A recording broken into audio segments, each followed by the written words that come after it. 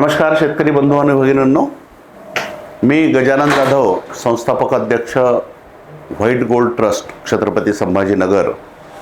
आपण दर सोमवारी हवामानाचा अंदाज देत असतो. तसेच मान्सूनचा अंदाजसुद्धा आपण दीर्घकालीन आणि कमी कालावधीचे मान्सूनचे अंदाजसुद्धा देत असतो.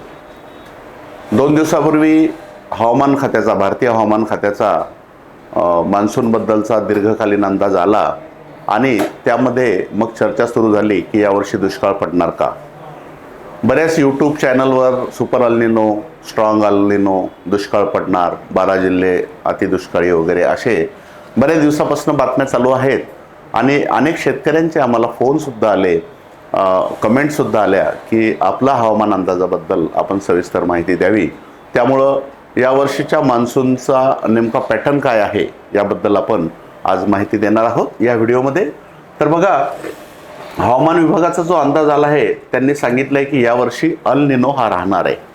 अल निनो म्हणजे काय की प्रशांत महासागराचं तापमान जेव्हा सरासरीपेक्षा वाढतं आणि त्या वाढलेल्या तापमानामुळं त्याचा मान्सूनवर परिणाम होतो आणि पावसात थोडीशी घट होते, या सगळ्या क्रियेला अल निनो असं म्हणतात. अल निनो पहिल्या वेळेस येतोय का? नाही. यापूर्वी अनेक वेळा अल निनो आला आहे. प्रत्येक वेळेस दुष्काळच पडला का? नाही. 40% अल निनोमध्ये सरासरी इतकाच पाऊस पडला आणि 60% अल निनोमध्ये सरासरीपेक्षा कमी पाऊस पडलेला आहे. त्यामुळं अल निनो म्हणजे दुष्काळ असं समीकरण लावणं चुकीचं आहे. अल निनो ही 4-5 वर्षात, 5-6 वर्षात येणार, 1 वर्ष अल निनोचं असतं, त्यामुळं पावसात घट होते हे निश्चित आहे. पण दुष्काळच पडेल असं म्हणणं आपण योग्य नाही. त्यामुळं अल निनोचा अंदाज भारतीय हवामान खात्याने दिला आहे आणि त्यांच्या अंदाजानुसार सरासरीपेक्षा कमी पाऊस म्हणजे सरासरीच्या 92% पाऊस पडेल असा त्यांचा अंदाज आहे. म्हणजे 100% जर सरासरी आपण पकडली तर त्याच्यापेक्षा 8% कमी पाऊस पडेल. आणि याच्यामध्ये सुद्धा त्यांचं 5+ किंवा 5- अंदाज हा 5% कमी किंवा अधिकमध्ये जाऊ शकतो असा त्यांचा अंदाज आहे. जर आपण एकंदरीत पाहिलं तर हा पूर्ण भारताचा नकाशा आहे आणि 4ही महिन्याचं जर पावसाचं आपण इथं प्रमाण पाहिलं तर या पद्धतीनं बहुतांश ठिकाणी सरासरीपेक्षा पाऊस कमी पडेल असं दिसतंय. या मार्किंगनुसार 5 ते 10% कमी जर म्हटलं तर हा भाग इथे 5 ते 10% कमीचा आहे. आणि महाराष्ट्राचा जर विचार केला, इथे गडचिरोलीमध्ये सरासरी इतका किंवा सरासरीपेक्षा थोडा कमी राहील. मात्र इतर भागामध्ये कोकणात सुद्धा थोडासा सरासरी एवढा किंवा थोडासा कमी राहील. मात्र हा भाग थोडासा इथे जास्त डेफिसिट आहे, या भागात सुद्धा जास्त डेफिसिट आहे. बाकी ठिकाणी सुद्धा सरासरीपेक्षा कमी पाऊस पडण्याचा अंदाज दिला आहे. मग आता आपण जर पाहिलं तर या पावसाची टक्केवारी कशी काढते भारतीय हवामान विभाग जो आहे, पावसाची टक्केवारी किंवा कमी पाऊस, अति कमी पाऊस किंवा जास्त पाऊस हा कशावरून ठरवला जातो. तर साधारणतः भारतामध्ये सरासरी जी आहे ती 96 ते 104% सरासरी आहे. म्हणजे साधारणतः सर्व भारताचा विचार केला तर 870 मिलीमीटर पाऊस हा सरासरी इतका पाऊस पकडला जातो. 870 मिलीमीटर पाऊस पडला म्हणजे सरासरी इतका पाऊस पडला. त्यात 4% कमी किंवा 4% जास्त जर असेल तर आपण सरासरी इतकाच पाऊस पडला असं समजतो. मग याच्यापेक्षा कमी, सरासरीपेक्षा कमी कशाला म्हणतात? 90 ते 95% पाऊस जर पडला तर त्याला म्हणतात सरासरीपेक्षा कमी पाऊस. आज जर आपण पकडलं, भारतीय विमान खात्यानं जे दिला आहे अंदाज तो 92%चा दिला आहे. म्हणजे सरासरीपेक्षा कमी असा अंदाज दिलेला आहे. सरासरीपेक्षा अत्यंत कमी म्हणजे दुष्काळी परिस्थिती जी असते ती 90%पेक्षा कमी पाऊस जर पडला तर त्याला सरासरीपेक्षा अत्यंत कमी किंवा दुष्काळी परिस्थितीचा आपण असा अंदाज लावू शकतो. त्यानंतर सरासरीपेक्षा जास्त पाऊस हा 105 ते 110% पर्यंत जर पडला तर सरासरीपेक्षा जास्त, आणि अत्यंत जास्त, अत्याधिक पाऊस हा 110% पेक्षा जास्त पडला तर अत्यंत जास्त पाऊस पडला असा आपण याला म्हणू शकतो. आता जर हवामान खात्याच्या अंदाजानुसार सरासरीपेक्षा कमी पाऊस आपण या गटामध्ये येतो 92% म्हटल्यानंतर, तर याच्यामध्ये सुद्धा 5% कमी किंवा 5% जास्त, जर फार वाईट विचार केला आपण तर आपण 92पेक्षा कमी जर 5% पकडलं तर 87% पर्यंत पाऊस पडू शकतो.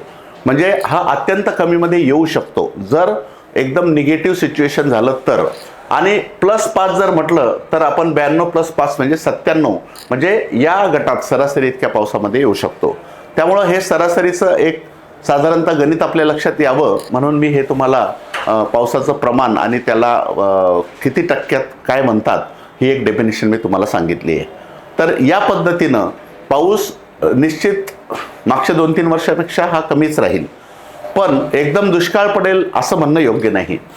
आपण जर पाहिलं तर महाराष्ट्रामध्ये सरासरी हा 800 ते 1000 मिलीमीटर पाऊस पडतो, पण या परिस्थितीमध्ये सुद्धा काही जिल्ह्यांमध्ये हा पाऊस सरासरी इतका राहील किंवा काही जिल्ह्याच्या काही भागामध्ये सरासरी इतका आणि काही ठिकाणी सरासरीपेक्षा जास्त सुद्धा पाऊस राहू शकतो. तर महाराष्ट्रामध्ये सरासरी इतका पाऊस कुठे राहील? दक्षिण अहिल्यानगर, म्हणजे तुमचा अहिल्यानगरचा हा दक्षिणेकडचा भाग जो आहे, तुमचा श्रीगोंदा, त्यानंतर आष्टी, नंतर हा कमी रेनफॉल एरिया जो आहे सोयगाव वगैरे, इथे अहिल्यानगरच्या दक्षिण भागात सरासरी इतका राहू शकतो. अमरावतीच्या बऱ्याचशा भागामध्ये हा सरासरी इतका पाऊस राहू शकतो. जालन्याच्या बऱ्याचशा भागामध्ये सरासरी इतका पाऊस राहू शकतो. लातूर आणि वाशिम जिल्ह्याच्या बऱ्याच भागामध्ये सुद्धा सरासरी इतका पाऊस राहू शकतो.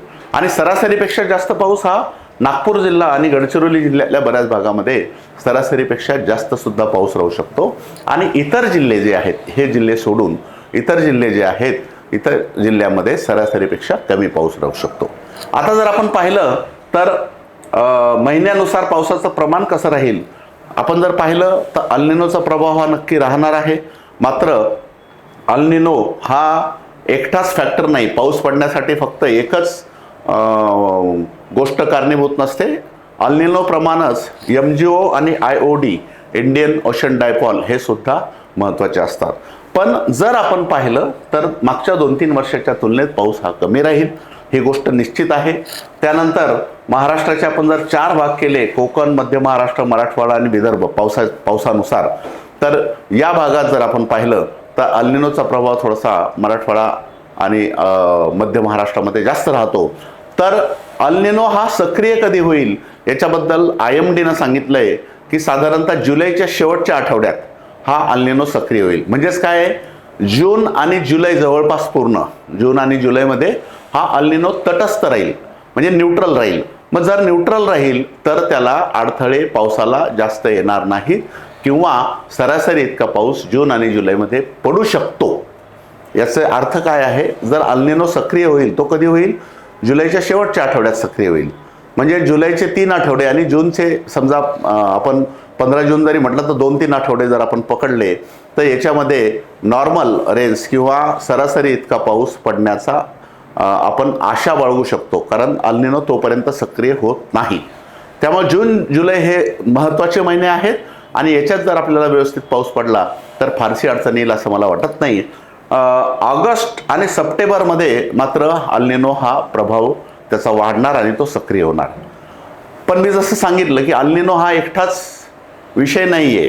पाऊस पडण्यासाठी एकच फॅक्टर महत्त्वाचं नाही, बरेच इतर सुद्धा हे असतात. त्याच्यामध्ये IOD म्हणजे इंडियन ओशन डायपॉल जे आहे, IOD हा जर घन राहिला, IOD जर घन असेल तर पाऊस चांगला पडू शकतो.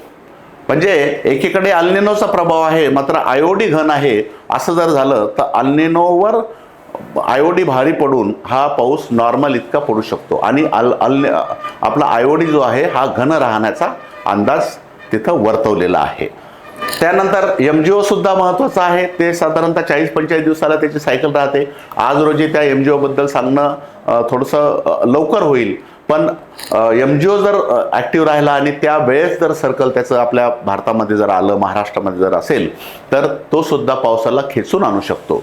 त्यामुळं जून जुलैमध्ये सरासरी इतका पाऊस पडण्याचा अंदाज आपण लावू शकतो किंवा आशा करायला हरकत नाही, कारण तेव्हा अल निनो सक्रिय नाही. ऑगस्ट सप्टेंबरमध्ये अल निनो सक्रिय होतो, पण तेव्हा IOD जर घन असेल तर त्याचा फारसा परिणाम अल निनोचा जाणवत नाही. तुमचा IOD न्यूट्रल जरी असेल तरी सुद्धा पावसाचं प्रमाण फार घटत नाही. त्यामुळं फार जास्त चिंता करण्याची गरज नाही. आपण जर हे 4 महिने जर पाहिले, एक थोडक्यात आता फार लवकर होईल सांगणं कोणत्या महिन्यात किती पाऊस पडेल, कुठे किती पाऊस पडेल, पण तरीसुद्धा आपण हे नकाशे आपल्याला आलेत जूनमध्ये जर आपण पाहिलं तर थोडंसं सरासरीपेक्षा पाऊस कमीच दिसतो. जुलैमध्ये सुद्धा मध्य महाराष्ट्रात बराच कमी दिसतो, विदर्भात थोडासा बरा दिसतो, जूनमध्ये सुद्धा विदर्भात बरा दिसतो. ऑगस्ट महिन्यामध्ये बऱ्यापैकी पावसाचा अंदाज इथं वर्तवलेला आहे. फारसा प्रभाव तिथे दिसत नाही आणि सप्टेंबर महिन्यात परत थोडासा पाऊस कमी झालेला आहे. तर या पद्धतीनं हे पावसाचं प्रमाण या महिन्यांमध्ये राहू शकतं. आता अल निनो जर असेल आणि सरासरीपेक्षा कमी पाऊस पडला तर आपण काय काय परिणाम होऊ शकतात. पाणी पातळी फारशी वाढण्याची शक्यता कमी आहे. जर पावसाचं प्रमाण कमी झालं तर सगळ्यात पहिली गोष्ट म्हणजे पाणी पातळी ही कमी वाढेल किंवा त्याच्यामध्ये पाणी पातळीमध्ये फारसा फरक पडणार नाही. विहिरी आणि धरणं हे पूर्ण भरण्याची शक्यता कमी आहे. अशा वर्षामध्ये पाण्याचं प्रमाण कमी झालं, सरासरीपेक्षा जेव्हा कमी पाऊस पडतो तेव्हा विहिरी भरणे, बोरचं पाणी वाढणे किंवा धरणं भरणे हे प्रमाण थोडंसं कमी होऊ शकतं. आणि जे सध्या यूट्यूबवर बातम्या आहेत किंवा शेतकरी धास्तावलेले घाबरलेत, असा सुपर अल निनो किंवा स्ट्रॉंग अल निनोची शक्यता नाही आहे. 1972मध्ये हा दुष्काळाचं फार मोठं वर्ष होतं. असं सुद्धा काही लोक म्हणतात की 72 इतका दुष्काळ पडणार. मात्र हवामान विभागाचं किंवा आपल्या हवामान अभ्यासकांचं सुद्धा की एवढं वाईट वर्ष तर राहणार नाही, सरासरीपेक्षा पाऊस कमी राहील पण दुष्काळच पडेल असं म्हणणं हे योग्य नाही. तर हा सगळा आपल्या याचा अंदाज झाला. आता शेतकऱ्यांनी काय काळजी घ्यायची. पाऊस तर कमी राहणार आहे, मागच्या 2-3 वर्षापेक्षा निश्चित पाऊस कमी राहणार आहे. तर आपण व्यवस्थापन करताना, शेती करताना कुठली काळजी घेऊ शकतो. तर त्यात पहिली सगळ्यात महत्त्वाची गोष्ट म्हणजे जास्तीत जास्त पाणी आपल्या शेतामध्ये मुरवा. जेवढं पाणी शेतात मुरेल तेवढा ओलावा दीर्घकाळ टिकून राहील आणि पिकाला त्याचा नक्कीच आधार मिळेल. त्यासाठी जास्तीत जास्त पाणी शेतात मुरण्यासाठी पाण्याला अडथळे, वाहून जाणाऱ्या पाण्याला अडथळे निर्माण झाले पाहिजे. त्यासाठी उताराला आडवी मशागत करा आणि पेरणी सुद्धा उताराला आडवी करा. पेरणी आडवी केल्यामुळं पाणी मुरत म्हणजे अडथळे लागत जाते, त्यामुळं पाणी जास्तीत जास्त मुरायला मदत होते. त्यामुळं उताराला आडवी मशागत, नांगरणे समजा आपण उताराला आडवी केली तर ते थोडे हे तयार जे होतात नांगराचे वरंब्यासारखं जे तयार होते त्यामुळं पाणी जास्तीत जास्त तिथं मुरू शकतो. किंवा पेरणी सुद्धा आपण उताराला आडवी केली तर मशागत सुद्धा उताराला आडवी होते. त्यामुळं पाण्याला अडथळे, सरळ वाहून जाणाऱ्या पाण्याला अडथळे निर्माण होतात. त्यामुळं उताराला आडवी मशागत आणि पेरणी करा. शक्यतो उताराला आडवे बेड किंवा BBF पाडा. पेरणी करताना जास्तीत जास्त पाणी शेतात मुरण्यासाठी उताराला आडवे बेड करू शकता तुम्ही. BBF पद्धत सुद्धा उताराला आडवी जर केली तर सऱ्यामध्ये पाणी जास्तीत जास्त मुरल्या जाईल. ज्या पाणी धरून ठेवणारं किंवा खूप भारी जमीन जर असेल तर मग अशा ठिकाणी उताराला आडवी जर पेरणी केली तर मध्ये एक काही अंतरावर अशा सऱ्या जर पाडल्या आपण तर खूप जास्तच जर पाऊस पडला तर सऱ्याद्वारे पाणी सुद्धा वाहून जाऊ शकतं खाली. पण उताराला निचरा होणारी जमीन, हलकी जमीन, मध्य जमिनीमध्ये उताराला आडवेच आपण बेड जर केले तर शेतातला एकही थेंब वाहून जाणार नाही. किंवा BBF पद्धतीनं पेरलं आणि ते सुद्धा उताराला आडवं असेल तर शेतातलं पाणी वाहून न जाता जमिनीतच मुरेल आणि ते मुरलेलं पानं पावसाचे जेव्हा खंड पडतात अशा वेळेस त्या मुरलेल्या पाण्याचा आपल्याला फायदा होईल.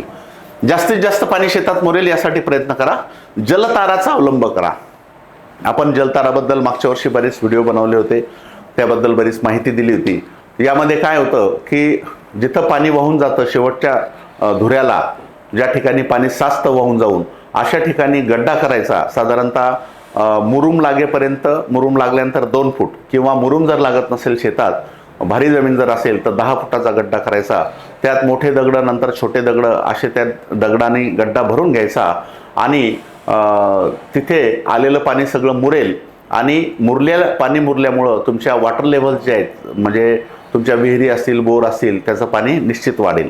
नंतर उन्हाळ्यामध्ये परत ते दगड काढून त्यातली माती काढून म्हणजे तुमचं मातीसुद्धा वाहून जाणार नाही, सॉईल इरोजन ज्याला म्हणतो आपण तेही होणार नाही आणि शेतातलं पाणी शेतातच मुरल्यामुळं तुमच्या वॉटर लेव्हल जे आहेत त्या सुद्धा वाढायला मदत होईल. तर जलताराचे तुम्ही अनेक व्हिडिओ यूट्यूबवर सुद्धा ते पाहू शकता.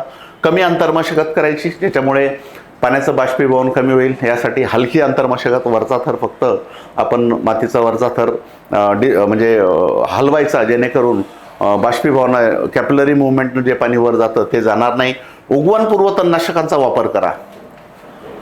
तण सुरुवातीपासूनच पिकाला मिळणारं अन्नद्रव्य आणि पाणी घेते, त्यामुळं उगवणपूर्व तणनाशक जसं कापसामध्ये हेक नावाचं आपलं तणनाशक आहे उगवणपूर्व, लागवड झाल्याबरोबर 72 तासाच्या आत त्याचा आपण वापर करू शकतो. त्यामुळे तणच उगवणार नाही, कारण तण जर उगवलं तर कापसाला मिळणारं पाणीसुद्धा तण घेईल, त्यामुळं कॉम्पिटिशन होईल पाण्याची. तण उगवलंच नाही तर तिथं नक्कीच त्या पिकाला पाण्याचा पुरवठा जास्त होईल. तसं सोयाबीनमध्ये सुद्धा अमोनी नावाचं तणनाशक आहे आपलं, ते जर वापरलं आपण उगवणपूर्व तणनाशक, तर तणच जर निघालं नाही तर सोयाबीनला जे काही पाणी उपलब्ध आहे ते आपल्या पिकाला मिळेल. त्यामुळं उगवणपूर्व तणनाशकांचा वापर करा. बीज प्रक्रिया अवश्य करा. बीज प्रक्रिया करण्याचं कारण आपण कीड आणि रोगाला भविष्यात येणारे कीड आणि रोगाला थांबवणंच असते. पण याच्यासोबतच आपले एक जे केमिकल्स जसं रिहांश आहे, जे रिहांशमध्ये किडीचं नियंत्रण तर होतेच, पण मुळांची रचना खूप चांगली वाढते, मुळं सशक्त होतात, झाडाची निकोप वाढ होते. अशा वेळेस जर बीज प्रक्रिया केली तर सुरुवातीची वाढ आपल्याला चांगली निश्चित तिथं दिसेल. त्यामुळं रिहांश हे कीटकनाशक, जोरमेट बुरशीनाशक, आणि जर त्यात पाण्याच्या ऐवजी जर रायझर तुम्ही घेतलं तर निश्चितच तुम्हाला बीज प्रक्रियेचा सुद्धा फायदा होईल. जास्त उशिरा येणाऱ्या वाणांचा वापर टाळावा. आता समजा कापसामध्ये, सोयाबीनमध्ये फारसा फरक पडत नाही. सोयाबीनचे वाणं 90-95 दिवसाचे आणि 100 दिवसाचे असतात, त्यामुळे 4-5 दिवसाच्या अंतरांना फारसा फरक पडत नाही.